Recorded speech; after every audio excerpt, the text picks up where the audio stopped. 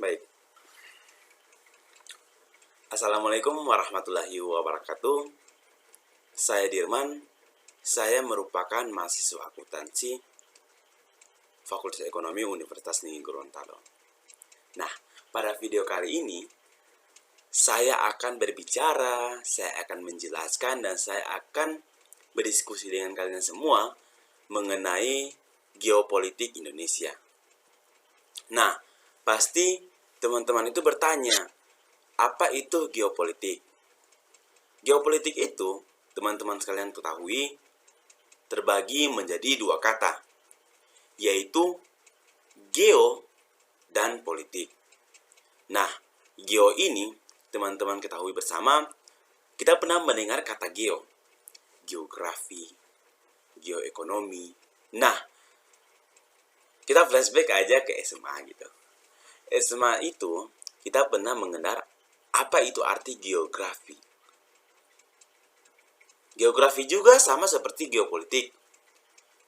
Sama dalam artian terbagi atas dua kata, yaitu geo dan grafis. Nah, jadi geo itu berarti bumi. Bumi berarti bulat. Nah, sedangkan politik itu berarti kegiatan itu yang diarahkan untuk mendapatkan dan mempertahankan kekuasaan di masyarakat. Nah, politik juga itu kita dapat artikan sebagai pemerintahan gitu. Nah, apalagi berbaur-baur mengenai politik. Berarti politik itu berarti mengenai partai-partai gitu. Kalau yang kita kenal politik, politik apa itu? Partai apa itu gitu. Nah, jadi geopolitik itu kebijakan dan strategi nasional yang didorong oleh aspirasi nasional geografik. Nah, jadi geopolitik ini suatu kebijakan pemerintah ataupun kebijakan yang berbaur politik atau strategi nasional gitu. Nah, berikutnya di geopolitik ini ada contoh kasus. Kasus itu dia kalau tidak salah sengketa Pulau Miangas. Nah, setahu saya Pulau Miangas ini dia terletak di Sulawesi Utara, antara Indonesia dengan Vietnam gitu. Itu yang saya baca. Itu yang saya ketahui mengenai sengketa Pulau Miangas. Saya akan menjelaskan materi geopolitik ini, mungkin masih dasar-dasarnya saja yang pernah kita dapat di SMA. Kita belajar mengenai geografi. Nah, di geopolitik ini secara astronomis, kita sudah membahas mengenai secara astronomis. Berarti kita mengenai tata letak, mengenai bagian barat timur, LU, LS gitu. Pasti kita membahas mengenai itu. Nah, secara astronomis, Indonesia ini terletak di 6 derajat LU sampai 6 derajat LS. Bintang utara dan bintang selatan. Nah, bintang utara atau bintang selatan? Ya gitu. Dan 95 derajat BT bujur timur sampai 141 derajat bujur timur gitu. Nah, mungkin kalian sudah ingat, oh ternyata geopolitik ini termasuk juga di geografi. Kita pernah belajar loh mengenai itu. Kita pernah belajar mengenai materi itu gitu. Kita semua. Oke, kita lanjut. Nah, secara geografis, berarti kita membahas geopolitik ini masih berhubungan dengan geografi. Karena dia dari pengertian saya geo, berarti bumi. Bumi itu kan berhubungan dengan astronomis, baru kebumian, geografi, gitu. Nah, secara geografis terbagi atas dua. Ada benua Asia dan benua Australia. Benua Asia dan benua Australia itu kita sudah membahas mengenai SMA lalu, gitu. Jadi saya tidak perlu jelaskan lagi mengenai benua Asia dan benua Australia, gitu. Yang berikutnya itu kita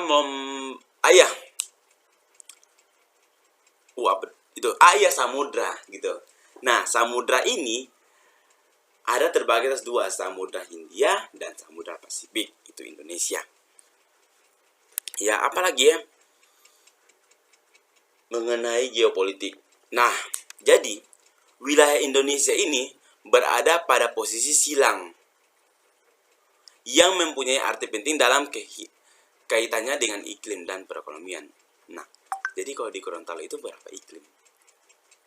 Gorontalo itu dia memiliki iklim tropis kayaknya ya deh. Atau iklim apa? Oh, cuaca yang saya tahu, cuaca. Kalau bukan panas ya panas sekali gitu kalau istilahnya Gorontalo gitu. Oke, geopolitik ini, nah, saya pernah dengar mengenai Bapak dosen Prodi Logum SPD MSI pernah menjelaskan mengenai si geopolitik Indonesia ini, mengenai ada wawasan Nusantara juga gitu. Nah, geopolitik juga ini dahulunya itu mereka, orang flashback aja di buku ini. Saya tertarik membaca buku ini dan saya tertarik untuk membahas yang Pak Roni pernah katakan, yaitu mengenai 3 mil. Nah, pada saat Pak Roni menjelaskan mengenai 3 mil, saya itu tertarik, kira-kira 3 mil itu apa gitu. Artinya dari 3 mil itu apa? Ternyata setelah saya baca-baca, setelah saya telusuri 3 mil itu ternyata lautnya itu yang hanya dikuasai oleh Indonesia gitu. Itu yang arti 3 mil. Nah, lalu juga itu ada suatu badan yang membangun atau yang memberikan hukum laut. Maaf saya tidak hafal, yaitu UNCLOS. UNCLOS itu artinya United National Convention of the Law of the Sea. The sea itu laut enggak sih? Sea. Ya, laut, sea. Nah, di sini mengakui adanya keinginan untuk membentuk tertib hukum laut dan samudra dapat memudahkan komunikasi internasional dan menunjukkan penggunaan laut dan samudra secara damai. Nah, jadi ketika lalu ada konflik mengenai geopolitik ini, nah, UNCLOS ini dia sudah membangun hukum-hukum dari kelautan gitu. Hukum-hukum kelautan ini, dia berfungsi ini dia agar masyarakat itu bisa menggunakannya itu secara damai, tidak lagi ada pertentangan satu sama lain gitu. Jadi mengenai ini, geopolitik ini sangat luas mengenai materinya gitu. Mengenai wilayah kelautan, mengenai kan darat-darat, mengenai politik, wawasan Nusantara, ini yang ada di geopolitik Indonesia. Nah, yang berikutnya istilahnya saya sudah jelaskan tadi. Karakteristiknya, utara itu kurang lebih 6 derajat, lintang utara, lintang selatan, timur. Nah, ada pandangan-pandangan geopolitik bangsa Indonesia. Nah, saya ingin masuk ke Indonesia, geopolitik Indonesia. Kalian pernah mendengar G20 enggak sih? G20 itu pasti kalian pernah dengar. Apalagi masalah mengenai si Ukraina dengan Rusia. Iya, Rusia dengan Ukraina. Itu masalah mengenai itu. Dan mungkin kalian bertanya, kenapa Indonesia itu tidak terlibat gitu. bukan artian Indonesia mau ikut perang gitu, tidak. Tapi dalam artiannya, kenapa sih Indonesia tidak terlibat dalam pertentangan tersebut? Nah, menurut saya baca, menurut saya informasi, katanya pertahanannya kami itu masih kurang gitu. Pertahanannya kami masih kurang untuk mengikuti gitu. Tapi secara pribadi saya tidak penting lah, tidak perlu. It's okay, biarpun tidak perlu ikut-ikut peperangan gitu. Nah, di G20 ini itu termasuk loh geopolitik Indonesia. Itu yang saya baca itu sebagai rancangan atau sebagai suatu cara untuk memulihkan perekonomian Indonesia. Nah, G20 itu ada beberapa negara-negara yang sudah datang ke Indonesia untuk bisa katakan mereka itu bekerja sama dalam G20 ini. Nah, G20 ini yang kemarin saya baca itu keren loh. Keren DP dari DP mah. Kok DP sih? Maksudnya caranya, dari tema, dari mengenai prosedurnya itu keren banget loh, asli. Itu sangat keren untuk diapresiasi sih Indonesia bisa sampai di detik itu gitu. Nah, di G20 ini mengenai politik-politik juga ada pastinya. Dan keren itu diadakan di Bali. Itu keren sekali. Indonesia paling keren untuk menampilkan suatu seni, suatu budaya, suatu karya-karya yang dimiliki oleh Indonesia. Nah, Indonesia ini juga merupakan negara kepulauan, dan kepulauan itu termasuk di G20, di G20 ini gitu. Nah, jadi kita berbahas mengenai geopolitik Indonesia ini sangat luas, dan saya pribadi saya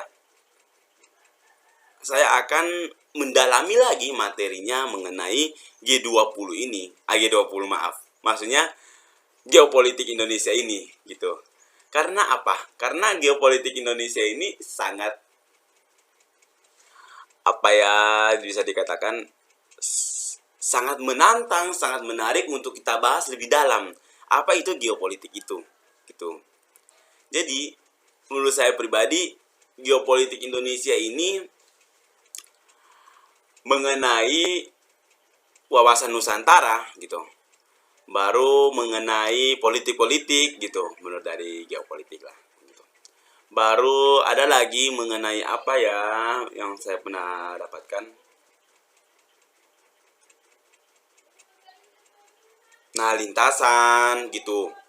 Nah, jadi geopolitik ini akan membahas mengenai bumi Indonesia gitu. Mengenai bumi Indonesia. Jadi bukan hanya bumi Indonesia sih, lebih tepatnya mereka akan membahas mengenai bumi dunia gitu. Yang bekerja sama, yang memiliki konflik dengan Indonesia. Contohnya itu pada kasus itu sengketa Pulau Miangas itu. Dan yang pernah saya baca itu pernah Belanda loh menjajah itu. Belanda yang paling lama loh menjajah Indonesia. Itu mungkin kalian sudah ketahui, karena Belanda itu merupakan suatu negara yang paling lama untuk menjajah Indonesia. Dan itu sudah dibahas oleh sejarah Indonesia. Jadi kalau kalian lebih ingin mengetahui mengenai sejarah Indonesia, atau sebentar, mengenai Belanda menjajah Indonesia, kalian bisa membaca sejarah Indonesia tersebut, gitu. Nah, mengenai sengketa sudah, pengertiannya sudah, apalagi ya, kita coba. Saya ingat Pak Roni pernah menjelaskan mengenai deklarasi Juanda, gitu. Deklarasi Juanda itu dikeluarkan pada 13 Desember 1957. Wah, deklarasi Juanda. Itu kata yang tidak asing lagi lah. Deklarasi Juanda itu sudah pernah kita dengar di sejarah Indonesia, di sejarah. Terus di PPKN juga kita pernah dengar loh, deklarasi Juanda. Nah, deklarasi Juanda itu tujuannya apa gitu? Nah, perwujudan bentuk wilayah negara kesatuan Republik Indonesia yang utuh dan bulat gitu. Ada 3. Penentuan batas-batas wilayah negara Indonesia disesuaikan dengan atas negara kepulauan gitu. Pengaturan lalu lintas damai pelarangan. Ya, jadi deklarasi Juanda ini berhubungan dengan wilayah, dengan kelautan gitu. Dengan tata tertib lintas yang untuk orang gunakan ini gitu. Jadi deklarasi Juanda ini sama seperti hampir samalah seperti si UNCLOS ini, yang United National Convention on the Law of the Sea gitu. Jadi deklarasi Juanda ini sangat berperan atau sangat penting hasilnya pertama dikeluarkan itu di Desember tersebut itu. Nah, deklarasi Juanda. Ada juga kita lari ke deklarasi landas tak usah. Ini zona ekonomi eksklusif. Zona ekonomi eksklusif itu dia terjadi pada 21 Maret 1980. Nah, apa sih yang dikeluarkan itu alasan mendorong pemerintah mengumumkan JE ini? Nah, persediaan ikan yang semakin terbatas, kebutuhan untuk pembangunan nasional Indonesia, JEM mempunyai kekuatan hukum internasional. Nah, saya tertarik membahas mengenai persediaan ikan yang semakin terbatas. Nah, Indonesia ini kan, negara Indonesia ini memiliki banyak sekali kepulauan. Nah, gitu. Pernah kalian nggak mendengar Ibu Menteri Susi Pujiastuti itu menenggelamkan kapal dari luar negeri ketika mereka masuk ke Indonesia karena mengambil hak mengenai sumber daya laut Indonesia ini. Dan itu keren loh, Ibu ya Astuti menenggelamkan sebuah kapal yang dari luar negeri. Karena apa? Karena kita ini akan kekayaan sumber daya laut, tetapi cara mengolahnya itu masih kurang gitu. Nah, saya rasa cukup untuk geopolitik Indonesia yang saya jelaskan. Mohon maaf jika saya belum menguasai suatu materi atau apa, tapi saya rasa keren untuk kalian bisa memahami geopolitik Indonesia ini. Nah, sumber-sumbernya itu boleh kalian dapatkan di sini. Pak Guru juga sudah jelaskan mengenai di jurnal, di artikel yang kalian sudah buat. Di situ keren loh, kalian bisa dapatkan ilmu-ilmu mengenai geopolitik Indonesia, mengenai wawasan dan seterusnya. Nah, cukup sekian dari saya. Terima kasih, mohon maaf jika ada salah-salah kata. Wabillahi taufiq wal hidayah. Wassalamualaikum warahmatullahi wabarakatuh.